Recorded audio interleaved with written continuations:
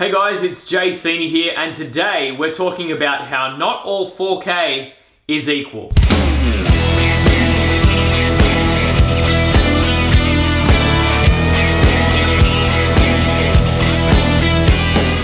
Okay, so right now I have two cameras running.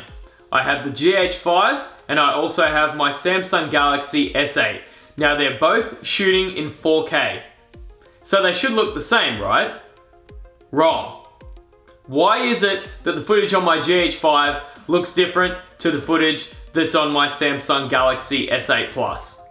So it turns out there's a ton more than just resolution that you need to worry about when you have cameras. There's so many different reasons why the footage looks different on different cameras. Even across pro cameras, the footage looks completely different. So the first thing that creates a difference in the image quality is of course the sensor size. Now obviously a larger sensor is going to be better because it lets in more light. So if you're shooting in a low light environment, obviously a DSLR is going to perform a lot better than say a phone camera which has a very small sensor in comparison. There's just a massive difference in sensor size, which is one of the main reasons why the footage looks different and often better on a DSLR. If you think about it, the phone is only this big. The sensor for this camera fits right in there, which is very, very small. Whereas if you compare that to the sensor on a DSLR, the DSLR sensor is much bigger. So another major factor in image quality is also the lens size. A larger lens will let in more light, and that will give a more quality image, especially in a low light instance. So once again, having a look at the phone, the lens is right here. So it's very, very small. It has a fixed aperture. And because it's so small, it only lets in a tiny portion of the light that you can get in a DSLR lens. Right now I'm shooting on the Panasonic Lumix 12 to 35mm. The lens is about this big in comparison to a lens that's this big, so a lot more light is going to help that image quality.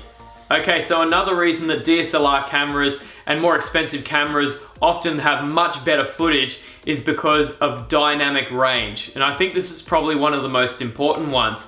When you go out into a scene outside, you'll often find, especially when the sun is really bright, that there's a massive contrast between the lights and the darks.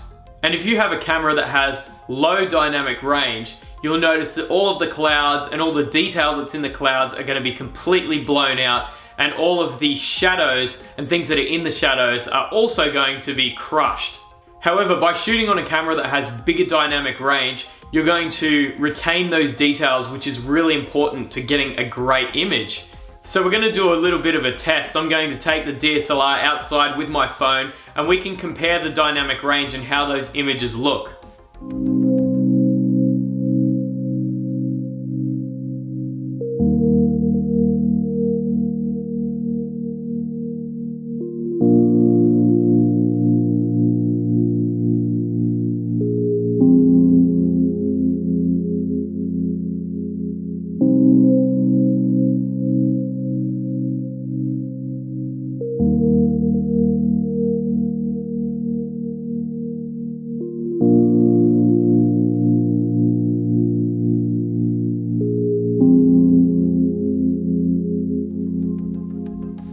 So as you can see, the footage on the phone does still look good. There's nothing wrong with it. However, you're getting a lot more dynamic range on the GH5, which I'm shooting with, and you see a lot more detail in the sky and in the dark on the GH5 because the sensor's bigger and it has bigger dynamic range. Okay, next one is color science. Now across all of the manufacturers, they all have different color science, and basically what that is how the colors of everything, like this red shirt, are captured by the camera. You'll notice that you can shoot the exact same thing on a Panasonic camera, on a Nikon camera, on a Canon camera, and you'll see that the colors are slightly different across the spectrum. So obviously color science is something that is a bit subjective, it's a bit more personal. You might like the look of one camera over another, but it is a factor that makes the footage look different. Okay, and the last point I wanted to talk about was of course data rate. Now data rate is such a big thing in determining the quality of your image. If you're shooting on a camera that has a really low data rate, then you're not going to have as much detail as a camera that shoots with a much higher data rate. The GH5, for example, that I'm shooting on, it's a massive data rate, so that means it maintains a lot of the detail of the environment. Whereas something that doesn't have a massive data rate like that, it's just not going to have as much detail in the footage, and that's why it will look different. So it's pretty easy to see that when you add all of these factors in together, that the footage is going to look quite dramatically different across different cameras, even knowing you're shooting the same thing. When you take into account the sensor size, the dynamic range, the data rate that you're shooting at, even the lens that you're using on the camera, it all makes a difference to how your footage looks. So if you're in the market for a new camera, that is something you want to take into account when you're doing your research. What's the dynamic range like? What's the color science like? And that way you can make a great choice for what you're going to do. So that's it for today, guys. I hope you found this explanation useful. My name is Jay Sini. Make sure you like and subscribe to the channel, and we'll see you later.